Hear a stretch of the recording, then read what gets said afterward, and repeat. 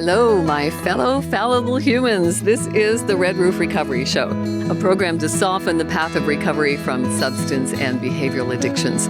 First, I want to take a moment to thank my friend and mentor, Russell Allen Scott, for writing this beautiful piece of music for the show. It's called Greatest Bravery. Well, he didn't write it for the show. He gifted it to me to use for the show. And it's a perfect theme for this show, too. It has certainly taken great bravery to live with mental health disorders like addiction, and it took me a very long time to be willing to talk publicly about those afflictions. My name is Tanya McIntyre, and I'm here with you every week to share my experience around my own recovery from drugs and alcohol. Red Roof Recovery uses a variety of therapy tools to customize addiction recovery with evidence-based solutions, the latest scientific findings, inclusion, and non-judgment.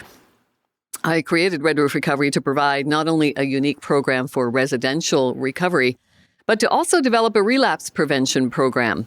And these are all programs that are based on the principles of CBT, cognitive behavior therapy, along with various other tools of therapy. There are hundreds of tools available to help you in your recovery from addictions and other mental health disorders. The key is to find whatever works for you. When you find something that clicks for you, you want to grab onto that and then do more of it, assuming that it's something good for you, of course. And I've found a number of things that I continue to do on a daily basis to maintain my abstinence from harmful substances and behaviors. And something other than cognitive behavior therapy that has helped me is mentorship. I'm very fortunate to have a lot of valuable mentorship in my life, including my best friend, my life partner, my husband of over 30 years, Lance. Hello, my love. Hello, my darling. Thank you so much for being here again. I jokingly said I want you to be a regular because when you're here, I have time to have a sip of my water. So if you have listened to the last episode of Red Roof Recovery, when Lance was here with me as well, he had just made the decision to retire sooner than later.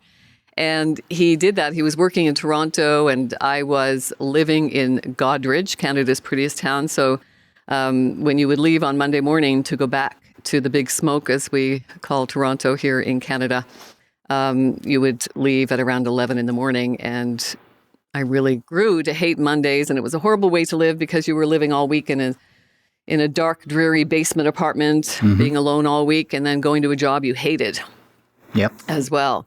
So we did a lot of cost-benefit analyses around that. Every weekend when he was home, I'd say, honey, you want to take another look at maybe the risks and rewards of retiring sooner than later. And when, where are we now? We're April of 2022. You're 63. You're going to be 64 in November. And you wanted to hang on until 65 to get the full pension, but we did a cost-benefit analysis around what that looked like. What was it costing you in mental health? And of course, your mental health is directly linked to your physical health. If one is not going well, the other one is going to be affected. In fact, I think we should stop distinguishing between the two because they are directly connected. And of course, everybody is fearful around financial insecurities, and that's where you got stuck on the cost-benefit analysis. Yeah, that was my biggest fear. I really wanted to retire. As you say, I didn't like the corporate life. I didn't like living by myself all week and coming home and rushing around the weekend, leaving again. You say sit in a basement. I sat in a basement while working. I hardly ever saw the sunlight. It just wasn't. But the fact that, we've started over a couple of times in our married life. And when you're younger, it's no problem. But when you're heading towards retirement age, it's a bit more scary. So the cost-benefit analysis was always the financial. But then there were a couple of episodes where I thought that little light at the end of the tunnel has now become like a flashlight, and then one of my friends passed away, who was actually the same age as you, a few years younger than me. And I thought, and that skewed the cost-benefit analysis into, well, if I don't do it now, I maybe never get to do it. But there was still the financial fear. Absolutely. So let's talk about that fear. There's an acronym for fear: false evidence appearing real. And as you said, we have started over several times. We were wiped out twice. We've lived through 2 recessions. We first got married in 91. That was the recession of the 90s. And then again in 2008. So we have rebounded from that, certainly not fully. And you're right. I mean, my philosopher dad, who I talk about and wrote 2 books now in his honor, he always used to say that life is like a roll of toilet paper. The closer it gets to the end, the faster it goes. And, now that I've reached my 60s, I love this time of life. It's fantastic. However, when I reflect on the last 20 years, it's like a blink of an eye. That scares the bejeebers out of me in many ways, because life expectancy now for women is only early 80s. So, I've got maybe 20 years, hopefully, left. Well, if that's the case, you're outliving me. Before I shuffle off the mortal coil. So that, you're right, that does bring everything into perspective in good ways and bad ways. That the little pinhole, when you're looking down that tunnel of life, has now become a spotlight. Yeah, but during that cost-benefit analysis, which is very useful because it makes you think in a positive way, because you're writing everything down, you can actually see it. You can actually, and it's there physically, and you can look and you can ruminate on it. But part of that fear of the financial side of it for me was that your father and my mother and father got to a certain age and they run out of money. And to see people who are unable to generate an income at a certain age run out of money that's what stuck in my mind. And that was part of that cost-benefit analysis and trying to put the whole thing off. Mm. So you are, you've spent decades with someone who is challenged with substance use disorder. I struggled with drug and alcohol addictions for most of our marriage. And you being the friends and family of someone who is challenged by substance use disorder, alcohol use disorder. We used to call people alcoholics and addicts and druggies and junkies. We don't do that anymore because we like to be politically correct in our language, thankfully. That's one of the things I've disliked about 12-step programs, is that we were encouraged to label ourselves alcoholic, addict. I still love going to AA meetings. Some are great, some are not so great. So find a meeting that works for you, because they're more plentiful, for one thing. And the peer support is exemplary, I find, if you find the right meeting. I have lifelong friends from the nearly 14 years, I think I've been going now.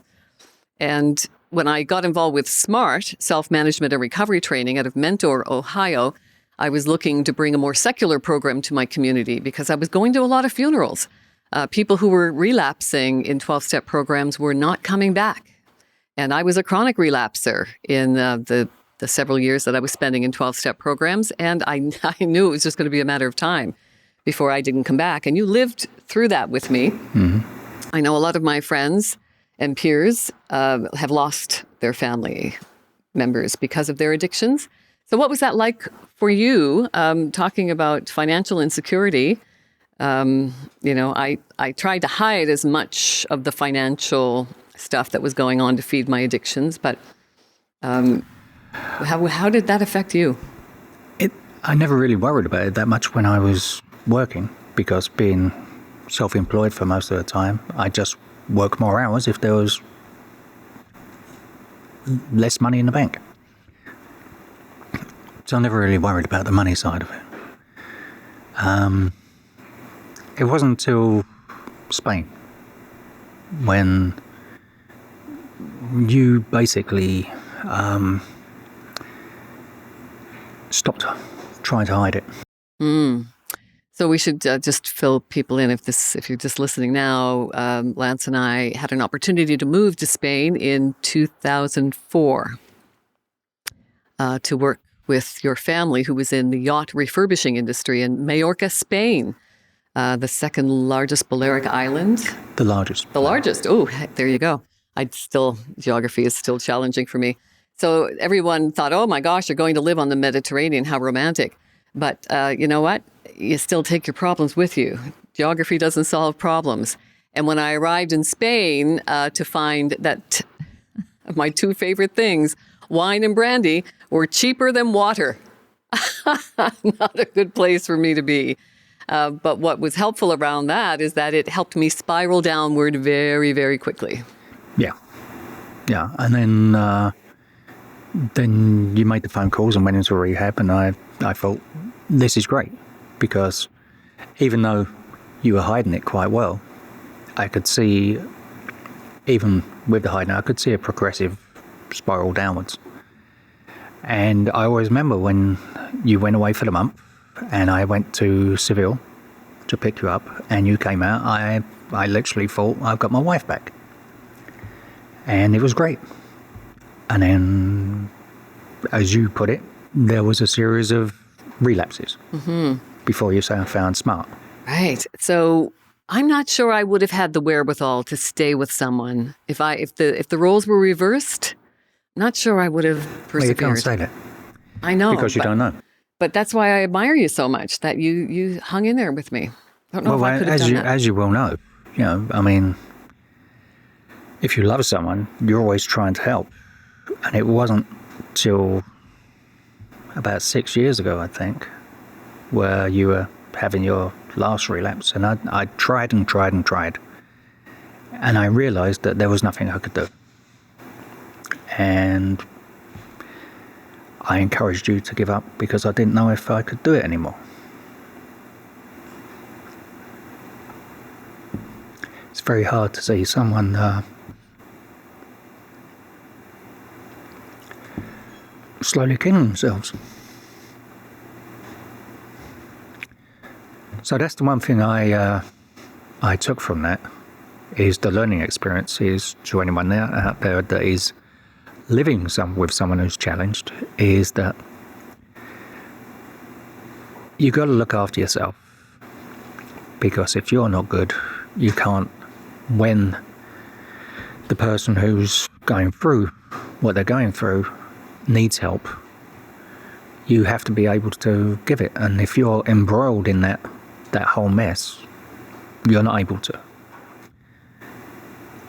So stepping away from and looking after yourself and just being there for support when the person comes to the realization, hopefully, that this is going to kill them in the end. I'm so passionate about this topic because it's touched us in very intimate ways, and it's touching a lot of families, especially now during this 2-year pandemic. Suicide rates, addiction rates have tripled. Lots of overdoses happening. And I am creating a family and friends. I'm lucky that I found a physical place to have in-person meetings with self-management and recovery training for family and friends. And I'm so passionate around this is because there can be miracles happen in families when family and friends get the support that they need to get them through the challenges of dealing with someone suffering with addictions.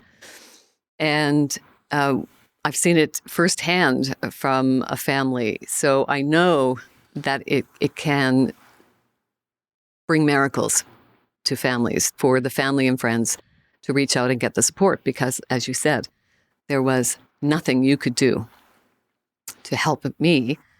And the airplane analogy comes into play there. Very much so, yeah. And it's not selfish. It is self-care. When you're traveling in that metal tube and the cabin pressure changes during the flight, and if the oxygen mask falls down from the ceiling, we are instructed that the mask has to go on yourself first before you can save anybody else. And that's the message with family and friends meetings from self-management and recovery training, is that you need to put the mask on yourself first. You need to help yourself first. And a lot of people have a difficult time doing that. It's extremely difficult. I mean, when we did the friends and family pre-COVID, and we had people come in, And the first question is, like, I'm doing something wrong. I can't help this person. It's all about the person without the problem, trying to sort out the problem for the person with the problem. And you can't do it. And that's what people have to realize. I mean, I think everyone in the situation that I found myself in would do the same thing. You beat yourself up. Like, you ask, why is this person doing this? Am I not treating them right? Am I not loving them enough? Why can't I help? These are all questions that you ask yourself. And you have to come to the realization that you don't have a problem. Your partner, your friend, your loved one, they have the problem. And the only thing you can do is be a comfy place for them to fall when they need help. So and look after yourself. Yeah, what was that catalyst? What invoked that change for you? It was when we were in Rotan, and you'd had a little bit to drink, and I think it's been pointed out a few times that when you were drinking, you had quite a sharp tongue. Mm-hmm. And I was walking. You'd gone back to the room, and I was walking down to the seafront with a couple of your sister's old acquaintances that knew you from years before, and they'd seen you sober and thought you were great. And then they said to me, "There's the Tanya we remember."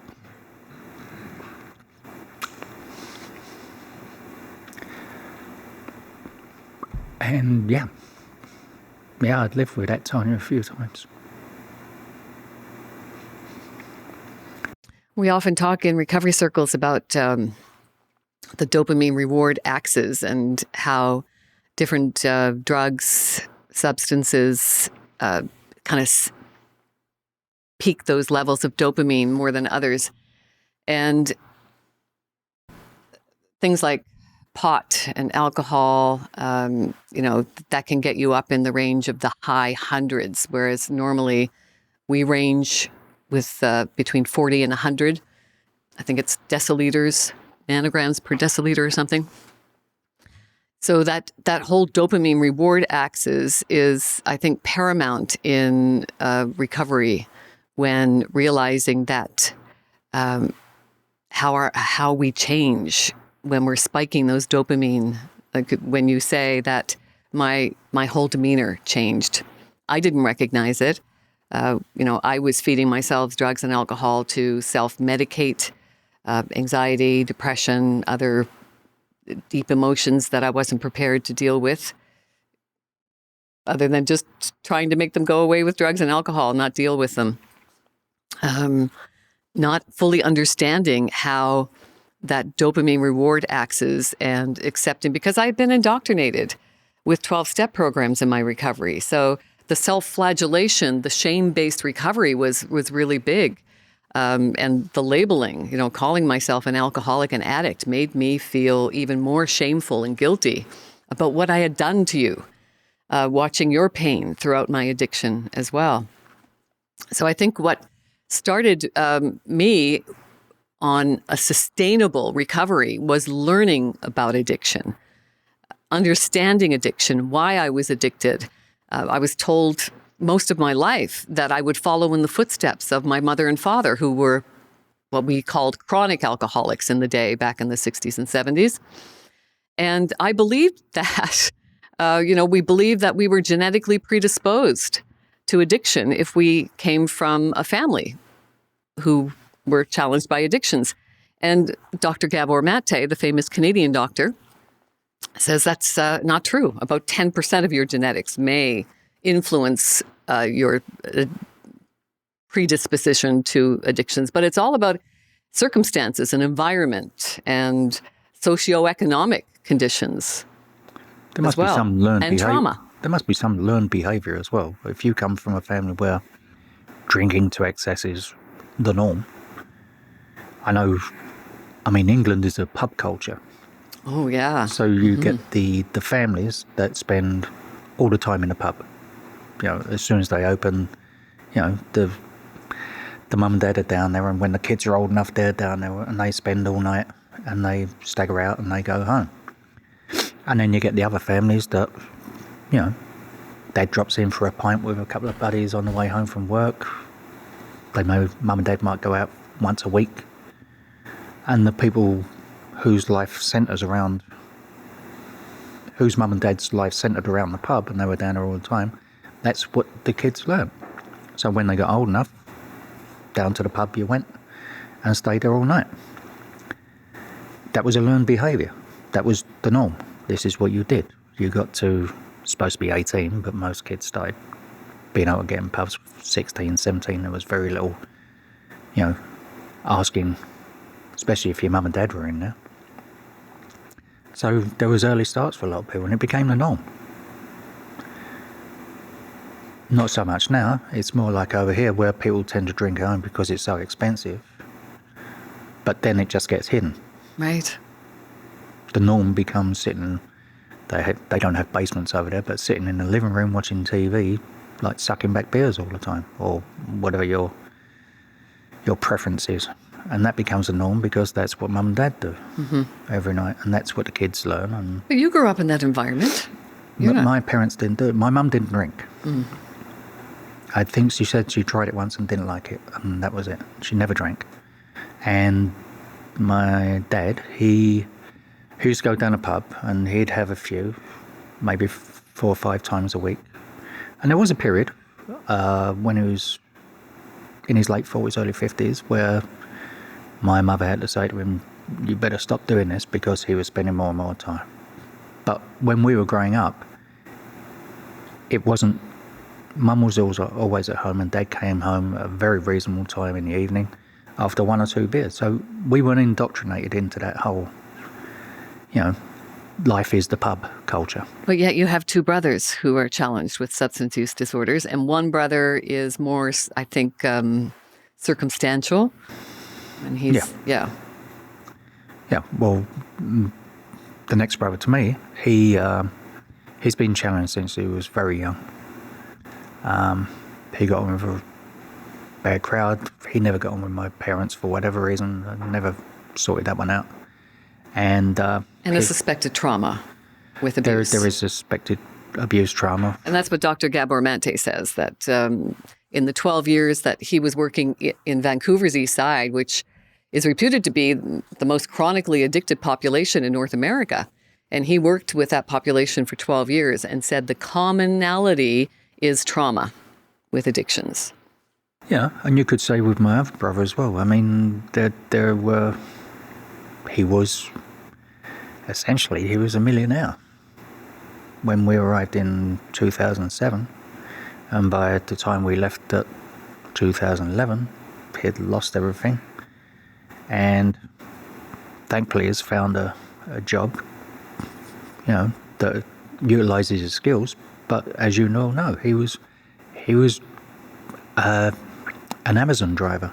From being a millionaire to being a 6-year-old guy who hadn't physically worked for 25 years to be an Amazon driver running around, and as he put it, delivering 130 parcels a day. Yeah, and thinking to yourself, what happened to my life? Right. So, yeah, there are different types of trauma. I mean, it doesn't have to be physical. There can be mental trauma. Getting divorced. I went for a very bad period when I got divorced from my ex-wife. And it was vanity that shook me in. I'd spent 10 years bodybuilding. And when I got divorced, I spent all the time down a pub. I took the money from work as redundancy. And I woke up one morning 3 months later, and that body that I spent 10 years trying to perfect was totally shot. And I thought to myself, what am I doing to myself? So I quite easily could have staggered down that path. But I was too vain. Good thing. So I started to talk about the dopamine reward axis and didn't finish the thought, which happens to me a lot. So when we talk about people who are into the heavier stuff like heroin and meth, then you get your dopamine levels spiking over 1,000, like 11, 1,200, where our normal levels are between 40 and 100 nanograms per deciliter. So when you start spiking up with the heavier drugs like meth and heroin to 1,200 nanograms per deciliter, and suddenly you've got that drop when you lose the drug and that boost, that's when you start getting into primal actions like stealing from your grandma, right? We've heard those stories of family members stealing. And that's because we go into primal action when those dopamine levels crash, which is why I think online or ongoing support programs with medically assisted treatment is so paramount in recovery, which seems to be lagging in a lot of places. So I think the more we learn about addiction, the better off our communities will be, absolutely. So thank you for persevering with me, Lancelot, through my drug and alcohol addictions. It's been worth it. Yeah, hanging in. And it's the biggest challenge for family members. So I'm thrilled to have a SMART, self-management and recovery training, family and friends in-person meeting every Sunday from 12 to 1 o'clock at the St. Vincent de Paul thrift shop in Canada's prettiest town of Goderich, Ontario. So you can find meetings near you on the Smart Recovery website, smartrecovery.org, and I highly recommend you do that. Thank you so much for being here. Thank you for listening. You are an integral part of my recovery path, and it means everything that you hang out with me for 30 minutes a week. Thank you.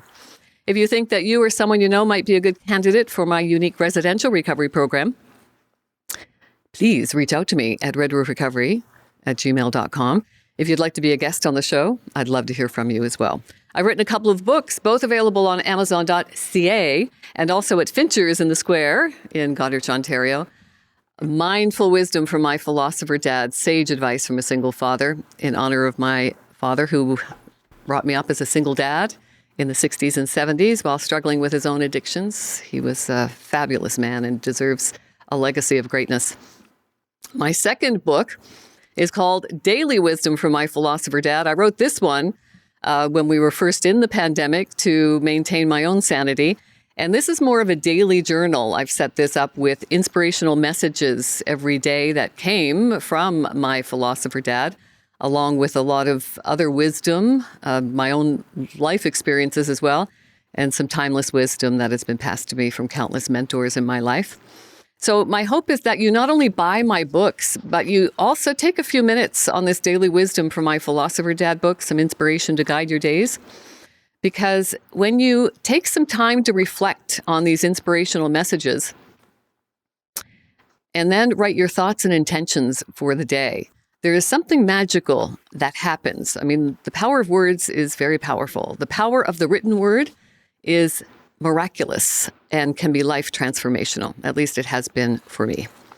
Remember, there is great power in knowing that the only thing we can control in our lives is ourselves. And it's worth the effort to do the work. Louise Hay's mirror exercise is still part of my daily ritual. Learning to love myself has also been an integral part of my recovery journey. Remember to talk to yourself like you talk to your best friend. I love you. You're worth it. May the force be with you. And remember, you, yes, you are the force. Thank you.